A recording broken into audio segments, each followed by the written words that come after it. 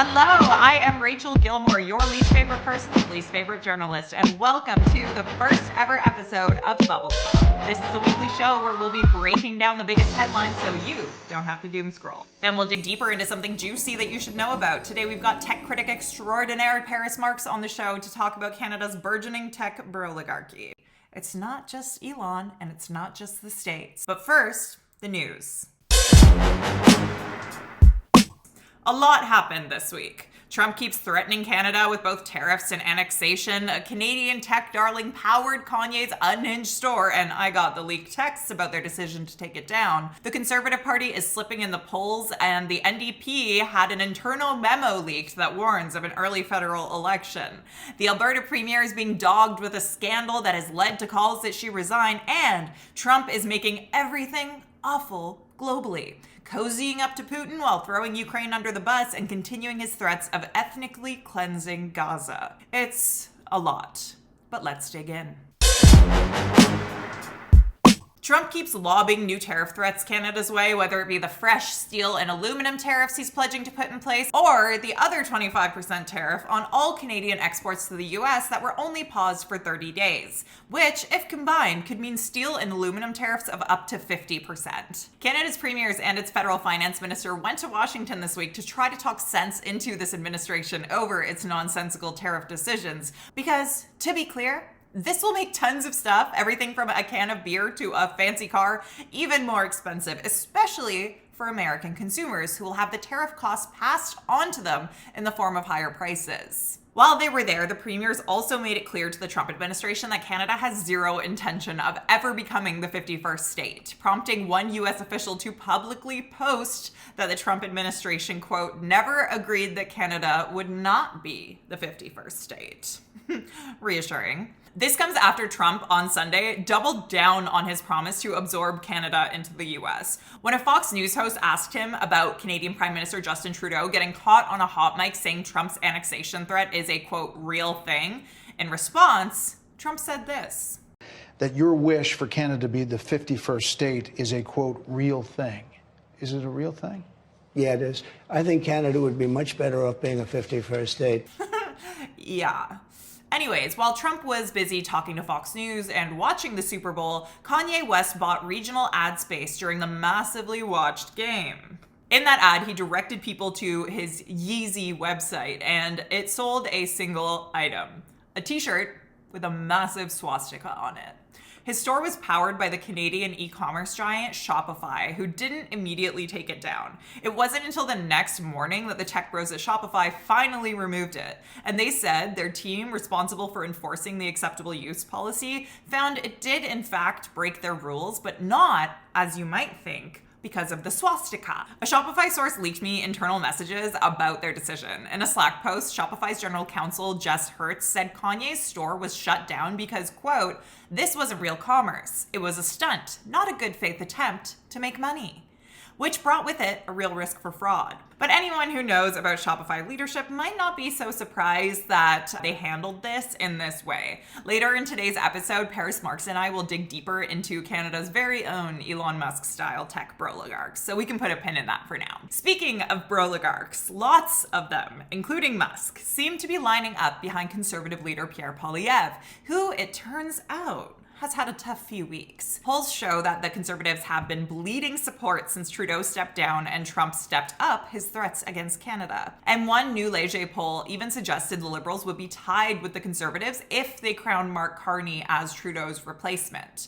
But overall, most polls suggest the Conservatives are still leading by a healthy margin and would win a majority if an election were held today. Though I will say, a lot of polling you see in the news these days are actually online polls, and those can't be assigned a margin of error, which is a good reason to take them with a massive grain of salt, because a small margin of error usually means it's a more trustworthy poll, whereas the bigger a margin of error is, the less confidence you can have in what the poll says. And again, online polls don't have a margin of error. Still, it is clear there's a lot of support behind the Conservatives right now, despite the fact that Pierre Poilievre won't stop emailing his supporters about eating bugs. But there is a good chance that he could be in the process of starting to blow it. And according to a leaked internal NDP memo, the New Democrats have been hearing a lot of rumors in Ottawa that if Mark Carney wins the Liberal leadership, he'll call a snap election right after. So if the NDP sources are to be believed, these polls could be put to the test very soon. Over in Alberta, their right-wing Premier Danielle Smith is dealing with some troubles of her own. And I'm not talking about the fact that she keeps moving ahead with horrific anti-trans policies,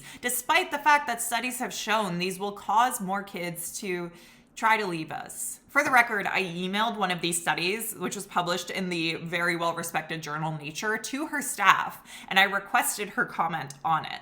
They never replied, and they moved ahead with the policies after that. Anyways, when she's not busy meddling in trans kids' healthcare, one of her, at the time, top staffers is now alleged to have been meddling in the awarding of contracts by Alberta Health Services. Now, she claims she only became aware of these allegations of political interference and conflicts of interest through seeing them in the media. The Globe and Mail first reported on the corruption allegations, which were made by the former CEO of Alberta Health Services, Athana Mentzelopoulos. In a letter from her lawyer, Mentzelopoulos alleged AHS was pressured into approving private contracts, and the CEO was then fired just 2 days before meeting the Auditor General. In that meeting, she was going to discuss her concerns about private surgery facilities and procurement contracts. Mentzelopoulos' lawyer said in the letter that throughout 2024, provincial officials pressured her to sign off on contracts for private surgical facilities, even though she was worried about how much was being paid and who was benefiting from them. And one of the people who pressured her, she alleged,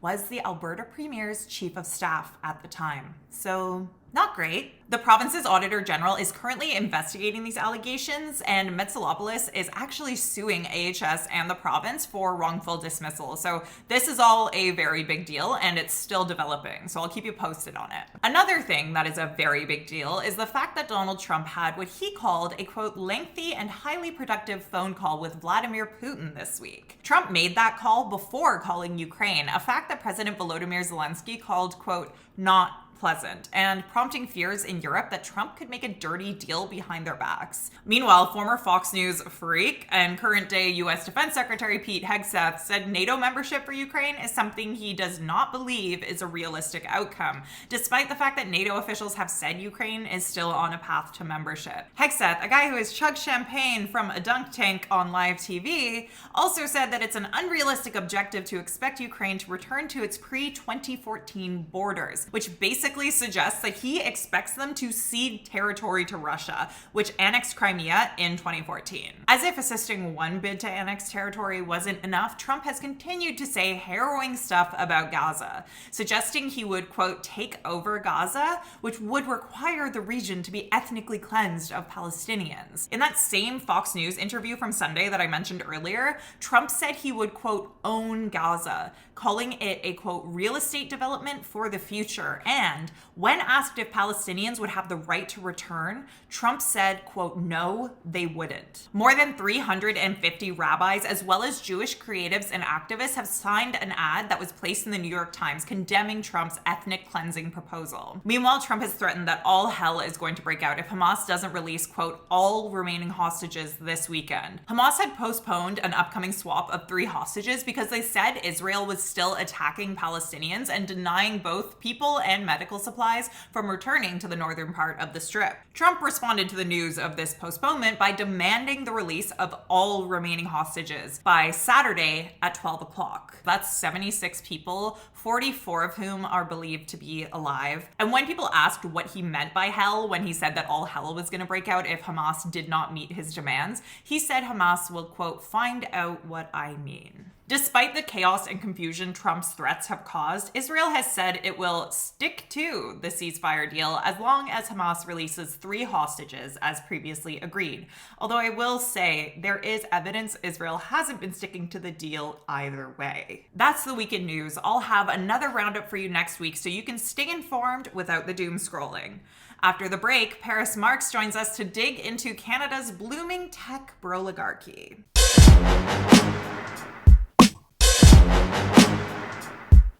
There's a word people have been throwing around a lot lately.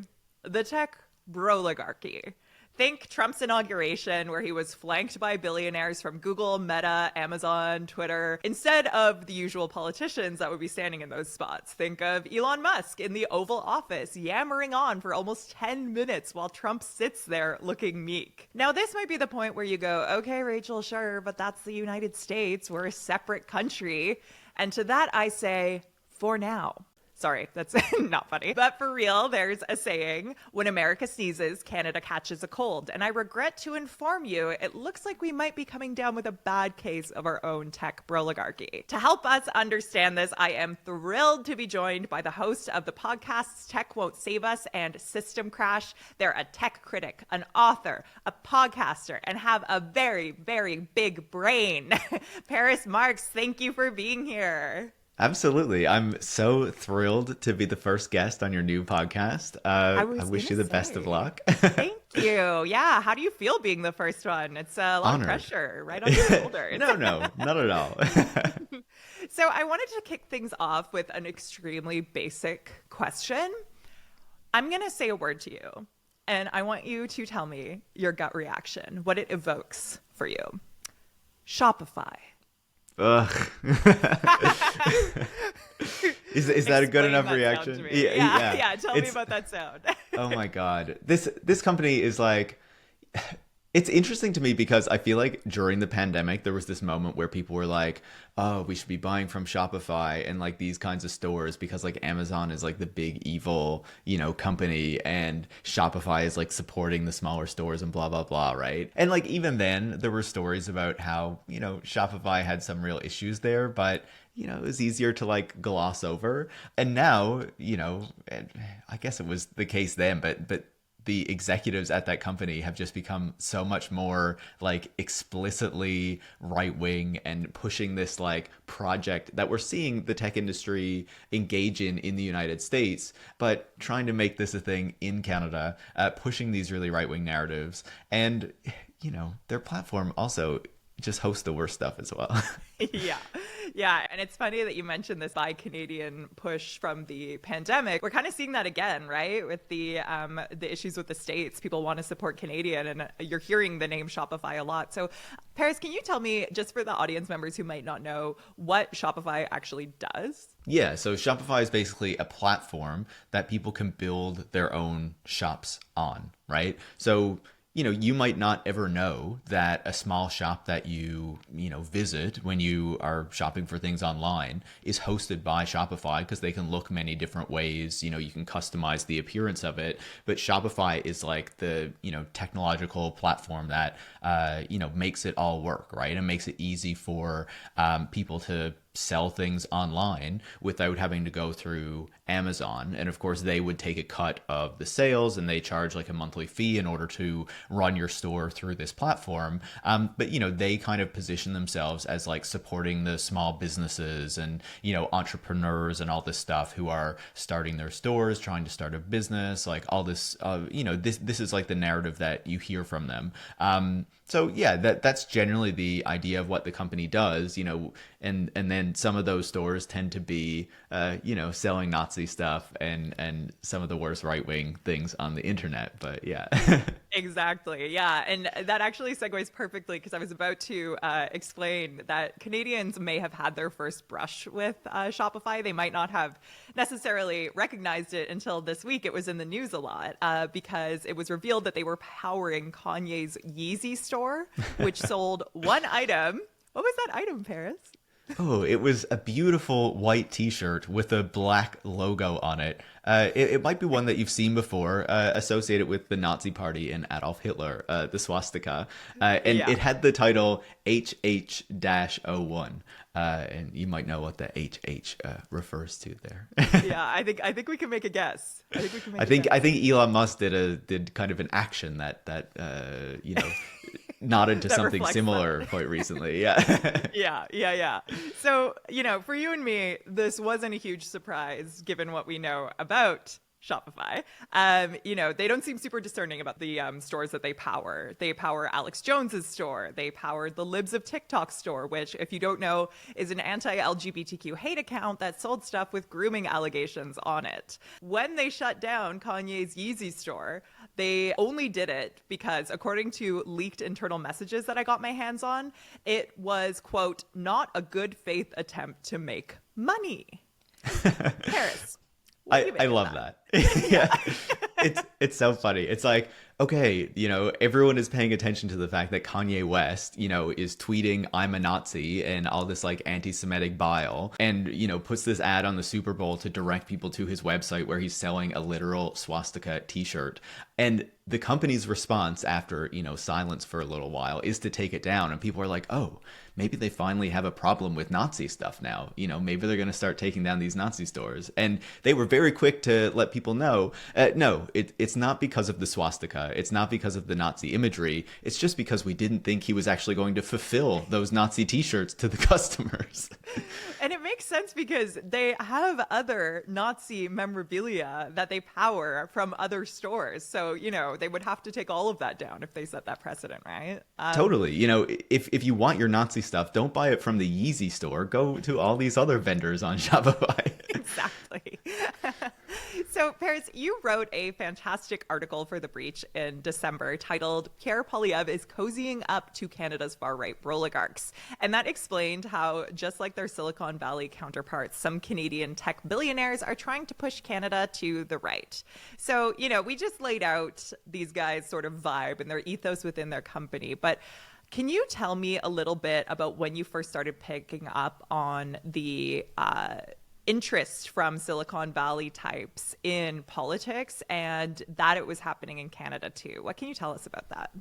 Yeah, absolutely. So down south, in the States, I've been paying attention to that for quite a long time, right? And I think it's fair to say that I tend to focus a lot more on what happens in the US than what happens on Canada, though because of recent developments, I've been paying a lot more attention to Canada too, because of, the threats that our political system is facing. And so in the States, you have people like Peter Thiel who have been promoting these ideas for literally decades, right? And even through the period of time where Silicon Valley was seen as more liberal or more progressive, people like Peter Thiel and a lot of people in his orbit, Peter Thiel is one of the people who co-founded PayPal. He co-runs a company or co-founded a company called Palantir, which does a lot of work with like intelligence agencies and surveillance and things like that. He also is a major investor who has invested in Facebook and, these other companies that you will know about, right? But he has a very conservative, a very right-wing ideology. He has said that women should not have the right to vote. He doesn't believe in the rights of minorities. He doesn't believe in democracy. More recently, he has been echoing the ideas of a really crazy guy named Curtis Yarvin that like the United States needs a monarchy, but that monarchy will be like a CEO president. The types of things that we're maybe starting to see happen.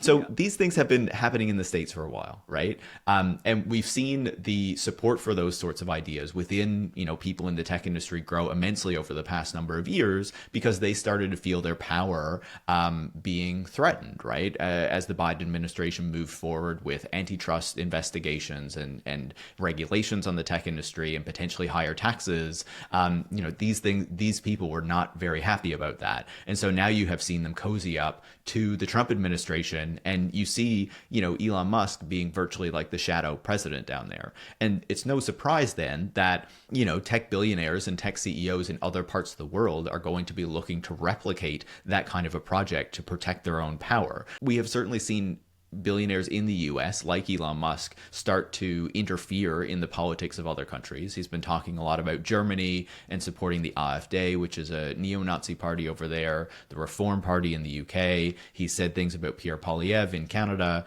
And those sorts of things would like get media attention, right? Look, this very powerful, prominent billionaire in the United States is saying these things about whatever country. But then when, the tech CEOs in our own country were saying things about local politics and trying to start to engage in local issues, often that was not picked up on nearly as much. And belatedly, I feel like the media is starting to pay attention to those things. And so when I wrote that piece, obviously I had been picking up on things that I was seeing, but I was also pulling from work from people like you or Luc Lebrun at Press Progress, who had been paying attention to this as well, right? And so, it's nice to see the mainstream folks really start to be picking up on it a bit more. But I think, people like me and you were seeing this a bit earlier.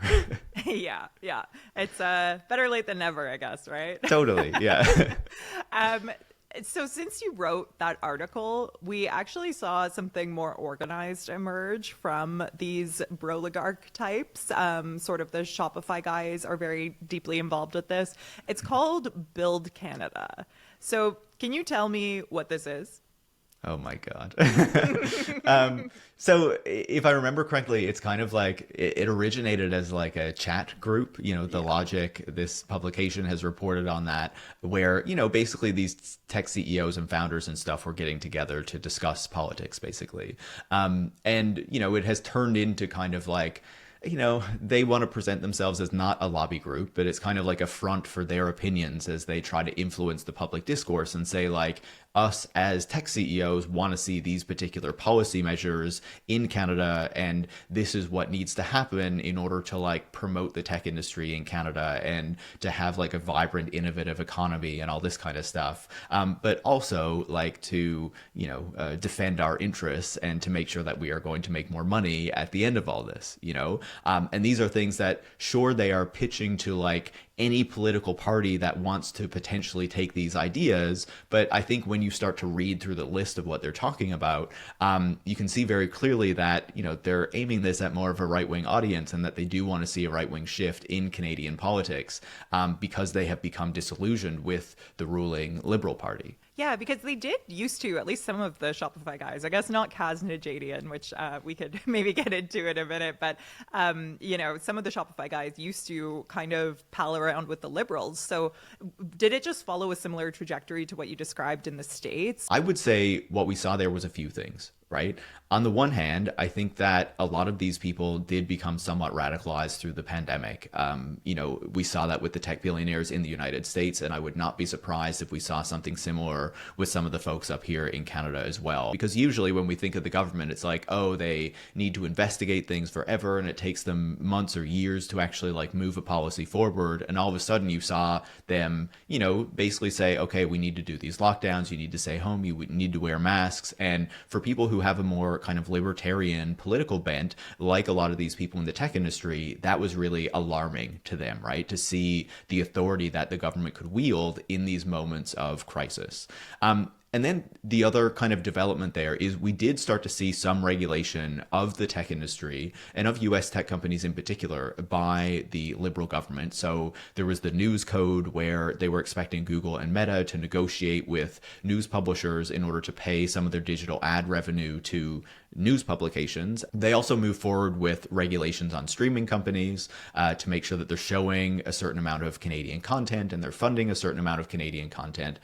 So those sorts of things started to, rile some of the tech industry as well. But I think the real big moment that shifted them a lot was last year when the Liberal government proposed to raise the capital gains tax inclusion rate. And so for people in the tech industry who make a lot of their money through stocks and through capital gains, they saw this as a real threat to their wealth and their ability to continue to accumulate wealth, right? And that seems to have really been a radicalizing moment that really kind of tore any last connection between a lot of the tech industry and the Liberal Party and pushed them into the camp of the Conservatives. So I think that this was something that was already happening. I think a number of these people embrace these ideas about like anti-wokeness and, the kind of stuff that we're seeing within the tech industry in the United States and the culture wars within the United States. But that was the moment where it was like, oh, okay, our wealth and our ability to make a lot more money is now being threatened as we're going to be expected to pay more taxes. And so this is what really kind of pulled them further to the right. Making the rich pay more taxes. Always a How dare we? radicalizing moment. It's just, it's so selfish of the government, honestly. Totally. And just so you guys know, like Toby Lutke, for example, is, I believe, worth $10 billion according to Google. So, He's so poor. How can he even pay his bills? Can he even? None of us can afford eggs, but especially not Toby, right? So, So, okay. I want to put on, this is the part where I do something very cringe. I am putting on my philosophy major who wears a suit to class, fit, right? Okay. So I am no longer Rachel. I am now the most annoying person you know. Why is this a problem? Just because they're rich? They're not allowed to have political opinions and be politically involved? Why should Canadians care about this? It's a good question, philosophy major. Well, we should care for many reasons, right? And I think a key example of that is what we see happening in the United States right now. We can clearly see that the US tech industry is really shaping government policy down there in a way that is designed to serve their interests above the interests of everybody else. And I think that has just become more and more clear as the days have passed, and we've seen the types of things that Elon Musk and the Doge, Department of Government Efficiency have really been targeting and trying to dismantle in the United States. And not to mention, along with that, deporting migrants to Guantanamo Bay, changing policies in the Department of Education around trans people and basically kind of erasing their existence, like all these sorts of things, right? And not to mention the fact that, this tariff regime and these other policies that they're putting in are going to raise prices and make life much more difficult for the average American, not to mention the average Canadian and Mexican as well. And we'll see who else they end up hitting with these things. So I think when we look at what the Canadian tech billionaires are doing, we can see that they agree with a lot of what we see in the United States, right? They might not always be as explicit, but if you look at the Twitter feed of someone like Toby Lutke,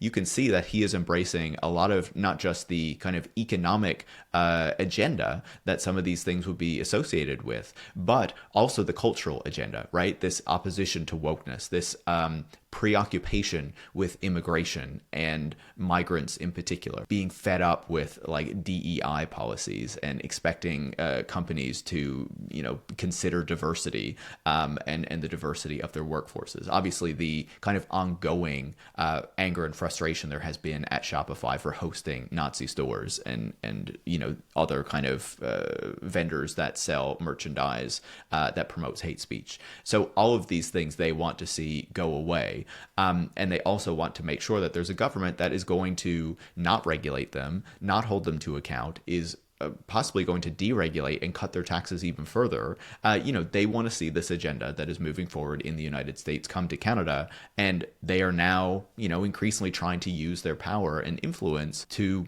further support the Conservative Party that is still, leading in the polls at the moment. We've seen some shifts lately, but, Pierre Poilievre, I think, is still favored to be the next prime minister, as scary as that is to say. And, it's interesting. Something that Paris pointed out to me before we started this interview today was that Pierre Poilievre actually kind of gave them the advice to more or less start the Build Canada thing that they ended up launching. Can you tell me a little bit about that? Yeah, absolutely. I feel like this is something that people maybe didn't notice or kind of forgot that happened. But May of last year, Pierre Poilievre spoke at the Vancouver Board of Trade, I believe it was. And he was basically saying that companies needed to get rid of their lobbyists that, are constantly trying to get the government to do different things, and actually need to take their message to the public if they are going to want a future conservative government to, implement policies that are aligned with their corporate interests, right? That it's not just convincing the government that this is something that they should do, but you need to get Canadians on side. And the thing about messaging like that is that it's clearly beneficial to the Conservative Party to say something like that, right? Because you're basically telling corporate Canada and CEOs that if they want to gain favor with what looks like a future Conservative government, because Pierre Poilievre has been leading in the polls for over a year and had a substantial lead at that what they need to do is not just, hire some lobbyists and have them go talk to Liberal Party ministers or whatever, But to get out into the public, to, start posting on social media, to go into mainstream media organizations and to say, these are the policies I want to see. This is why I oppose the existing Liberal government. These are the types of things that are going to benefit our business, but should also benefit Canadians. And so, I feel that you can look at Shopify earlier and see that they were already trying to do things like this, right? And by earlier, I mean like late last year, mid last year, they were already starting to be more vocal about the politics that these executives supported. But now with this Build Canada campaign and organization that they have put together, you can see much more clearly that the tech industry and these, kind of more right-wing aligned tech CEOs and founders are really coming together to try to take that message to the public in a more concerted way, to say, not just this is what we want to see, but this is how we will build a better tech industry that will benefit all Canadians because we need an innovative and productive economy and blah, blah, blah, right? And whether their policy prescriptions will actually deliver that, is one question. But the other piece of it is that they are obviously benefiting the Conservative Party by doing this. Yeah. And, on that Build Canada website, you can literally see they lay out the exact legislative changes that would need to be made to achieve the things that they lay out. So, for example, there's one memo. They publish these memos every week, and various CEOs and executives say whether or not they support that particular week's memo. And one of them that was supported by Toby from Shopify was about immigration. And one of the changes that it proposed making to legislation was subjecting any spouses or dependents of immigrants to a point system. So, I mean, dependents, wouldn't that mean kids? It seems quite extreme. So that actually segues well to another thing I wanted to ask you about that you just touched on in one of your previous answers. How similar ideologically would you say these guys really are to Elon Musk? I mean, he's pretty far gone.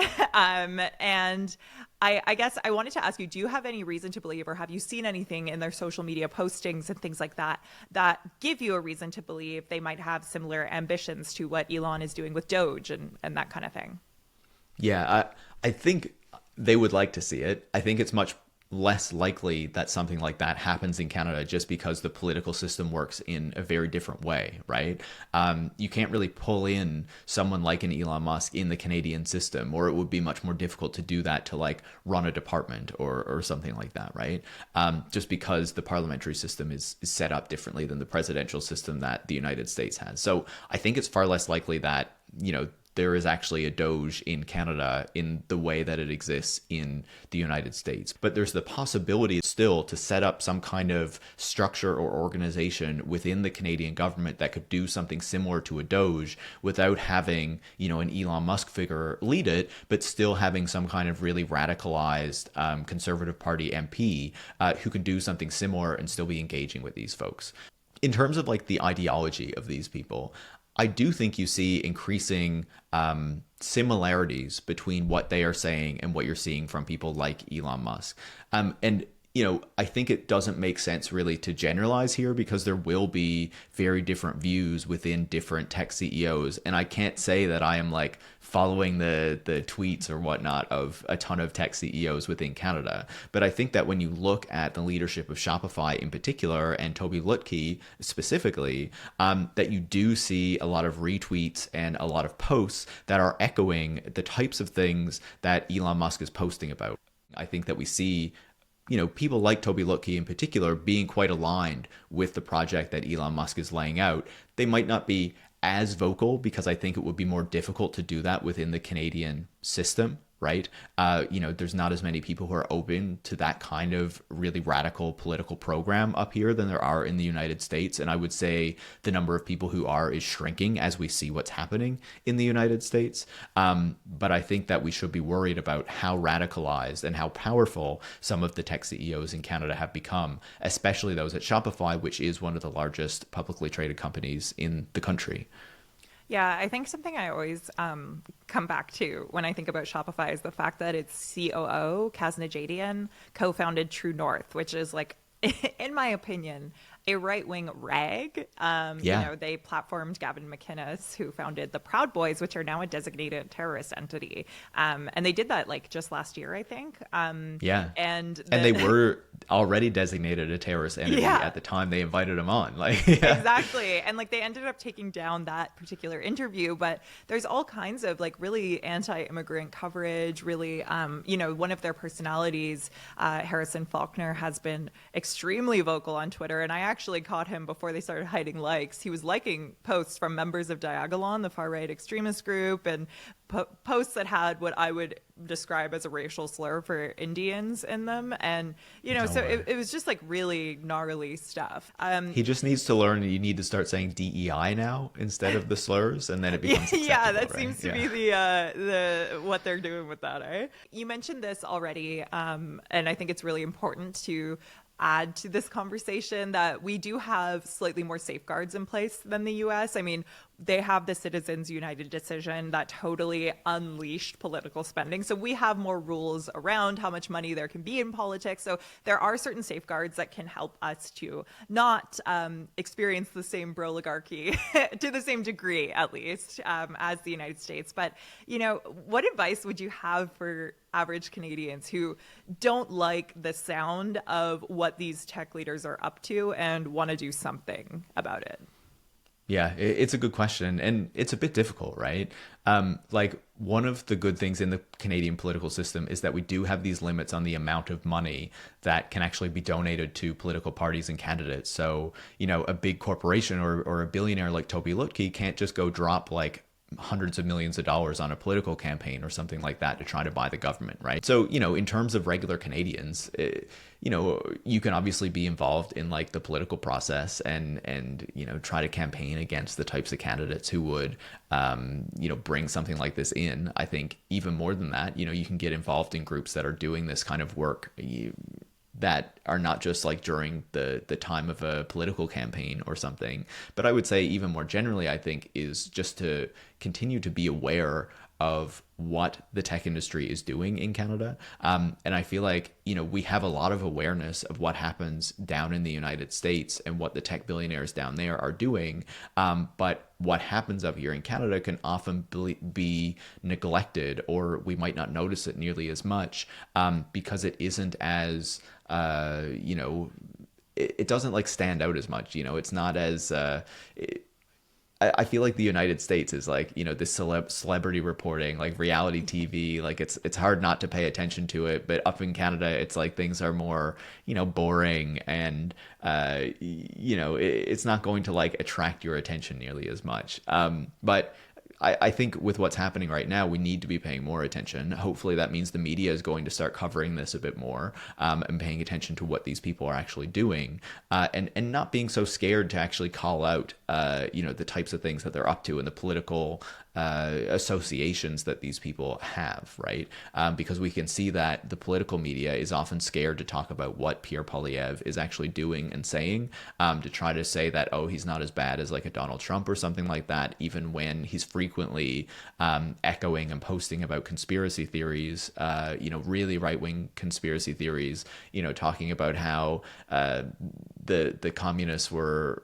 how the Nazis were actually socialists, to say that they're actually left-wing. Like the types of things that total nut jobs tend to say are the types of things that Pierre Poilievre will actually tweet about, right? But those things the political media will not talk about because they don't want to piss off the Conservative Party more than they already do. Like it makes no sense to me. But anyway, I would say pay attention to what they're doing, and if you want to participate in the political process, you can do that too. And listen to Paris's podcasts. or that, all over this stuff. So Paris, that's pretty much all the questions I had for you. Was there anything that we didn't touch on that you think is important for people to know who might be listening? If not, that's fine. But if you have any closing thoughts, I want to give you the floor. Thanks so much. Yeah, no, it was really great to be the first guest on your new show. I hope it does super well. And unfortunately, I think there's going to be a lot happening in the next little while that we're going to want to hear from you on. No extra thoughts on the broligarchy. I think we covered that quite effectively, but really excited to see what happens with the show. And I wish you the best of luck. Oh, Oh, that's so nice, Paris. Thank you so much. And could you please take this opportunity to plug everything? Where can people find you? Where can they listen to you? Advertise yourself. Too many places. You know, I have 2 podcasts, Tech Won't Save Us and System Crash. I write a newsletter called Disconnect that you can find. And these days, when it comes to social media, I'm usually posting on Blue Sky. You know, I don't do the nice TikToks like you. Maybe someday, but we'll see. Well, Paris, thank you so much for being my first ever guest. I am so honored that you agreed to do this. And folks, go check out Paris's stuff. They are incredible. Paris, thank you again. Thanks so much. Thank you so much for tuning in to the first ever episode of Bubble Pop. I'm Rachel Gilmore, your least favorite person's least favorite journalist. And if you enjoyed this episode, consider subscribing to Bubble Pop on YouTube, Patreon, Substack, and wherever you like to listen. You can also find me on TikTok, Instagram, Twitch, and Blue Sky.